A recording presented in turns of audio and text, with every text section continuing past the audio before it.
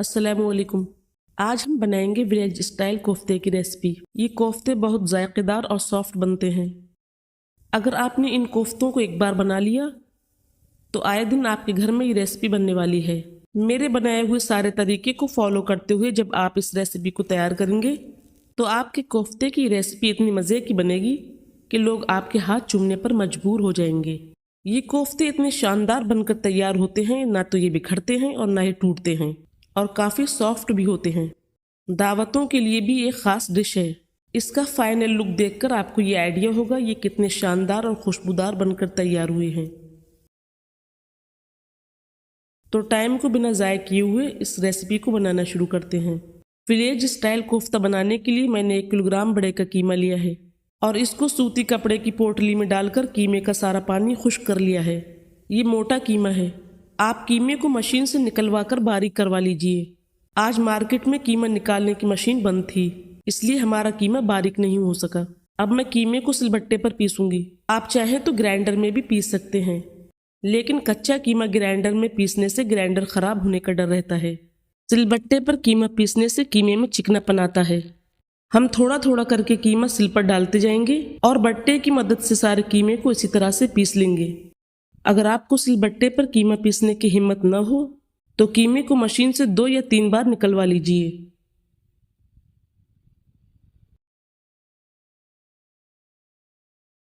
Village में तो इसी तरह से ही सिलबट्टे पर कीमा पीसा जाता है। तो हमारा कीमा पिस गया है।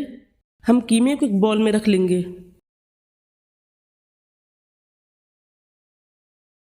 अब मैंने 50 ग्राम भुने चने लिए हैं। ये बिना छिलके के चने हैं। मैं सिल पर डालकर इन चनों को फाइन सा पीस लूंगी। चनों के इस्तेमाल से कोफ्ते खस्ता बनते हैं। तो चने पिस चुके हैं। अब हम इन चनों को कीमे में शामिल कर देंगे। मैंने 50 ग्राम खसखस लिए हैं। खसखस को भी सिल पर डाल दिया है।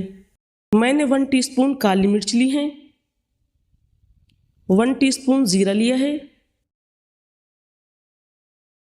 15 से 20 लौंग ली हैं, 4 बड़ी इलायची ली हैं। इन सब गर्म मसालों को भी सिल पर डाल लिया है। अब मैं खसखस और गर्म मसालों को भी पीसूंगी। सिल पर खसखस दिक्कत से पीसते हैं। खसखस को तो आप ग्राइंडर में ही पीसें, लेकिन मुझे पीसना मुश्किल नहीं लगता, इसलिए मैं सिल पर ही पीस रही हूँ। देखिए, गरम मसाला और खसखस अच्छी तरह से पिस गए हैं। अब मैं खसखस और गरम मसाला पाउडर को भी कीमे में शामिल कर दूंगी। सिल पर जो खसखस और गरम मसाले का पाउडर लगा रह गया है, इसको कीमे में इस तरह से लिपेट लेंगे। 1 टीस्पून नमक ऐड करेंगे। अब सब चीज़ों को अच्छी तरह से मिक्स कर लेंगे। देखिए, चना, खसखस, गरम मसाला और नमक सारी चीज़ें कीमे में अच्छी तरह से मिक्स हो गई हैं। अब मैंने 8 से 10 हरी मिर्चें चॉप कर ली हैं। इनको भी कीमे में शामिल कर देंगे। एक मीडियम साइज़ की प्याज इस तरह से कट की है, इसको भी कीमे में शामिल कर देंगे। अब इन सब चीज़ों को भी अच्छी तरह से मिक्स कर लेंगे।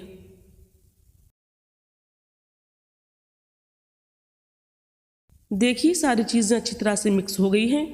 कीमा कोफ्ते बनाने के लिए बिल्कुल तैयार है। अब हम इसके कोफ्ते बनाएंगे। हम दोनों हाथों पर हल्का सा पानी लगा लेंगे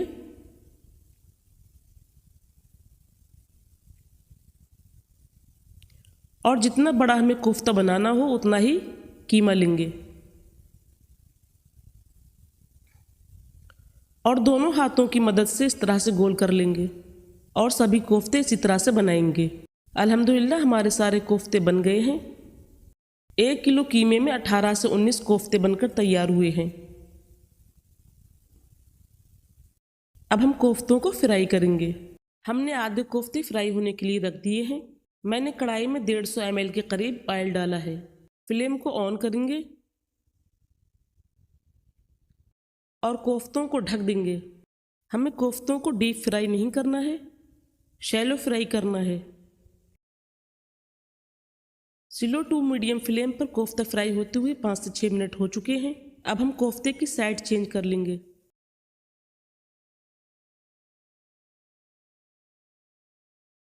और दूसरी साइड से भी 5-6 मिनट स्लो फ्लेम पर फ्राई करेंगे। अब जो कोफ्ते बचे हुए हैं उन्हें भी इसी तरह से फ्राई कर लेंगे। इस बात का खास ख्याल रखिए कि कोफ्ते ढककर हल्की आंच पर ही फ्राई करना है। अगर ऐसा नहीं किया तो कोफ्ते सख्त हो जाएंगे। कोफ्ते तलते वक्त तेल को हिला डुला लेंगे। देखिए कोफ्ते अच्छी तरह से फ्राई हो चुके हैं। अब हम इनको निकाल लेंगे। अब हम इनको निकाल लेते हैं।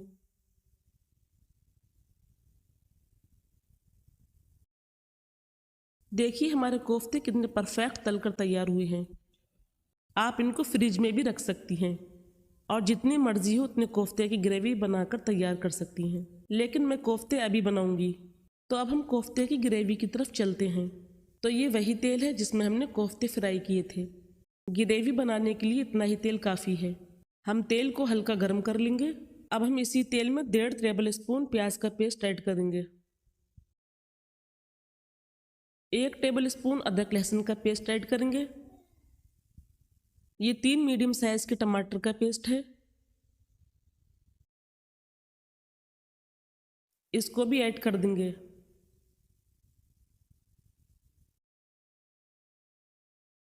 अब कुछ पाउडर मसाले जाएंगे। 5 teaspoon coriander powder, 2 teaspoon Kashmiri red chilli powder, 2 teaspoon red chilli powder, 1/4 teaspoon turmeric powder. इन सब मसालों को भी कढ़ाई में ऐड कर देंगे। 1/2 टीस्पून सॉल्ट ऐड करेंगे। सॉल्ट आप अपने टेस्ट के मुताबिक ही ऐड कीजिए। ये 200 ग्राम फ्रेश दही है, इसे भी ऐड कर देंगे। दही डालकर चम्मच से चलाते रहेंगे जब तक दही पक नहीं जाता। अगर चम्मच से चलाना छोड़ देंगे तो दही फट जाएगा। तो जब तक दही पक नहीं जाता तब तक इसी तरह से चलाते रहना है। देखिए दही अच्छी तरह से पक गया है। अब हम मसाले को अच्छी तरह से भून लेंगे। जब तक मसालों का कच्चापन ख़त्म नहीं हो जाता तब तक मसालों को भूनेंगे। बीच बीच में पानी का छींटा देंगे और मसाला भूनेंगे। देखिए मसाला अच्छी तरह से भुन गया है। पानी का छींटा देकर मसाला भूनने से मसाले में कच्चापन नहीं रहता। ऑयल भी रिलीज हो गया है। अब हम सालन बनाने के लिए पानी ऐड करेंगे। आपको जितनी ग्रेवी बनानी हो उतना पानी ऐड कीजिए। अब हम इसमें कोफ्ते शामिल कर देंगे। अब मैं कढ़ाई को ढक दूंगी और उबाल आने तक हाई फ्लेम पर कुक करूंगी। देखिए सालन में अच्छी तरह से उबाल आ गया है। अब हम फ्लेम को स्लो कर देंगे और स्लो फ्लेम पर 15 से 20 मिनट तक पकाएंगे। इससे कोफ्ते का जो उम्दा टेस्ट है वो ग्रेवी में आ जाएगा और बहुत उम्दा सालन बनेगा। तो कोफ्ते सालन के साथ पकते हुए 15 से 20 मिनट हो चुके हैं। अब हम इसमें 1 हैंडफुल कटा हुआ हरा धनिया ऐड करेंगे। हरे धनिए के इस्तेमाल से शोरबे का टेस्ट मज़ीद बढ़ जाता है। अब हम इसमें 1 टीस्पून के करीब गरम मसाला पाउडर ऐड करेंगे।